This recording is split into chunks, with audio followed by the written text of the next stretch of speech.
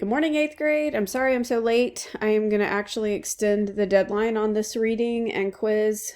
So you will have until tomorrow night to get today's video and tomorrow's video and quizzes all taken care of. Today is my daughter's 15th birthday, and we celebrated this morning before Dad went to work, and so I am a little late getting this out. But hopefully you still have plenty of time to get it done today on this lovely rainy day.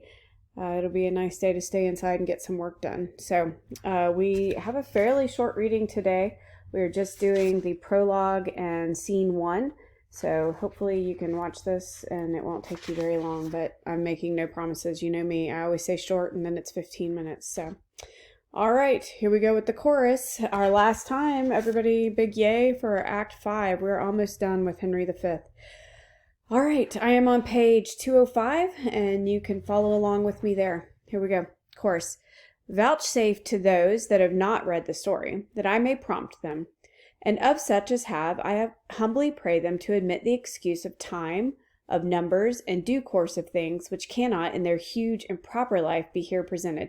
So the chorus is apologizing one more time for the minimal number of actors, the size of the stage, all of these things very inadequate for demonstrating the enormity of the battlefield or the court or wherever they are. It's really going to be inadequate for any of those things. So again, he's apologizing to make sure that the audience doesn't get frustrated. Okay. Now, we hear the king toward Calais, grant him there. So he's headed toward Calais. There seen, heave him away upon your winged thoughts, athwart the sea. Behold, the English beach pales in the flood with men, wives, and boys, whose shouts and claps outvoice the deep-mouthed sea, which like a mighty whiffler before the king seems to prepare his way.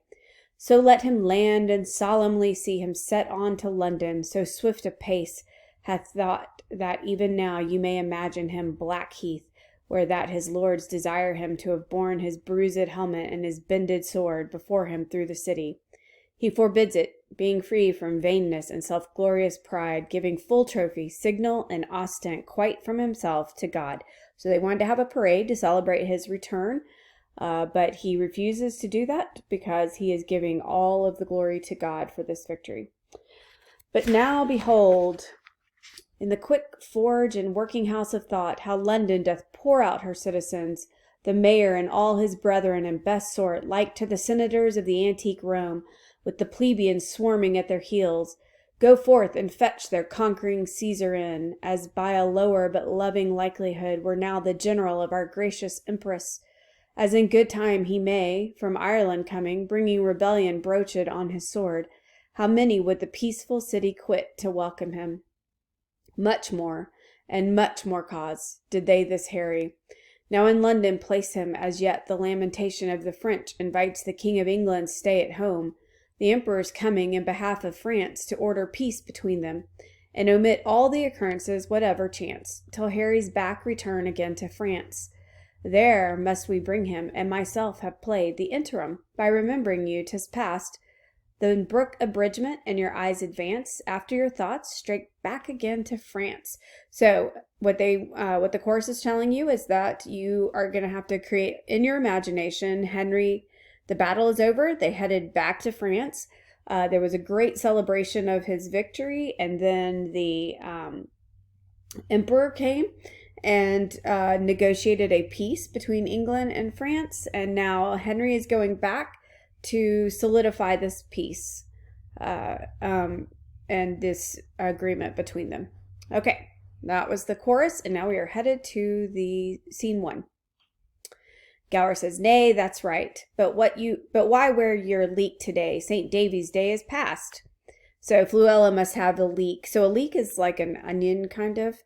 And so remember, the Welshmen have in the past won a great victory over a patch of ground where leeks were growing.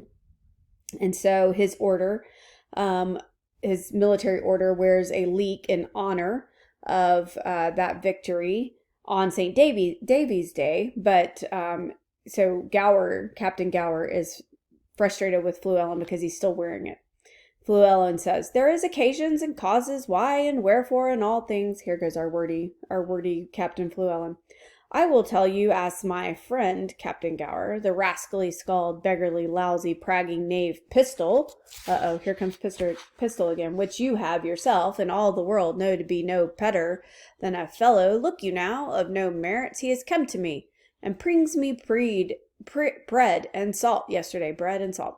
Look you, and bid me eat my leek. It was in a place where I could not breed no contention with him, but I will be so bold as to wear it in my cap till I see him once again, and then I will tell him a little piece of my desires. So Pistol attempted to make a mockery of Fluellen in public, and Fluellen did not feel like it was an appropriate location to take up a battle.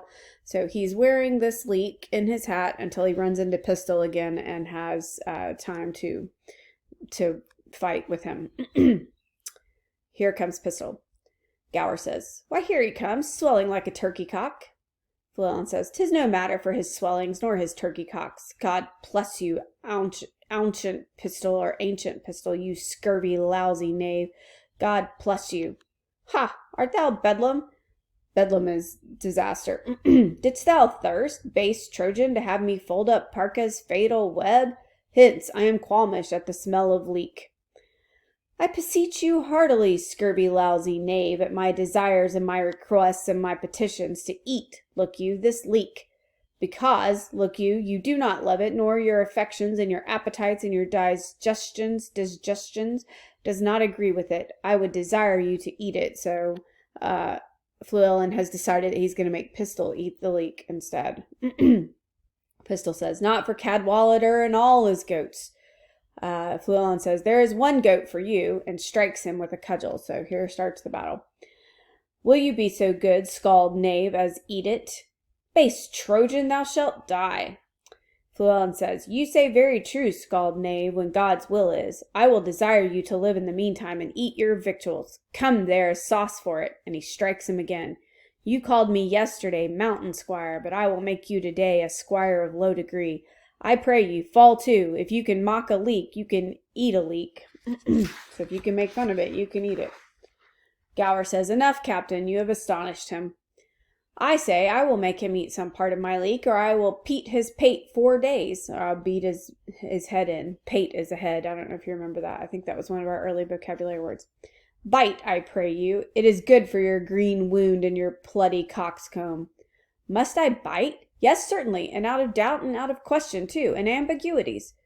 By this leek I will most horribly revenge, Fluellen threatens him. I eat and eat, I swear. Eat, I pray you. Will you have some more sauce to your leek? There's not enough leek to swear by. Quiet thy cudgel, Pistol says. Thou dost see I eat. So Pistol succumbs to eating the leek. He doesn't want to get hit on the head anymore with this cudgel. Much good do you, scald knave, heartily. No, pray you throw none away. The skin is good for your broken coxcomb. When you take occasions to see leeks hereafter, I pray you mock at 'em, that is all. Pistol says, good. Aye, leeks is good, hold you. There is a groat to heal your pate. Me? A groat? Yes, verily, and in truth you shall take it, or I have another leek in my pocket, which you shall eat. I take thy groat in earnest of revenge. If I owe you anything, I will pay you in cudgels. You shall be a woodmonger, and buy nothing of me but cudgels. God be with you, and keep you, and heal your pate. And Pistol says, all hell shall stir for this, so he's vowing revenge. Gower says, go, go, you are a counterfeit, cowardly knave. Will you mock at an ancient tradition begun upon an honorable respect, and worn as a memorable trophy of predeceased valor, and dare not avouch in your deeds any of your words? I have seen you gleeking and galling at this gentleman twice or thrice. You thought because he could not speak English in the native garb, he could not therefore handle an English cudgel. You find it otherwise, and henceforth let a Welsh correction teach you a good English condition. Fare you well. So Gower, who was one of the captains as well, says, you thought you could get away with playing the fool over in France, but now you have been called to account for it. So you will, and actually he's already played the fool here in England as well by challenging Fluellen again in public. So Gower says it's as much as you deserve, and you should learn your lesson. You made fun of him because he couldn't speak English like you, but he can definitely handle an English weapon without difficulty. Pistol says, "Does Fortune play the housewife with me now? News have I that my doll is dead." So his wife has died in the spittle of a malady of France, and there my rendezvous is quite cut off. Old I do wax, and from my weary limbs honor is cudgelled. Well, Bod, I'll turn, and something learn to cut purse of quick hand. To England will I steal, and there I'll steal. And patches will I get unto these cudgelled scars, and swear I got them in the Gallia wars. So he's going to go and make a living of stealing from people. A cut purse is a pickpocket usually. And so he is now determined to turn to a life of crime, or maybe return likely to a life of crime, because his wife, Hostess Quickly, has died, and he is now going to say that these wounds that Fluellen gave him that he got in the wars over in France, Gallia was another name for France. So he's going to try to turn them to his advantage and maybe get people to take pity upon him as a veteran of the wars.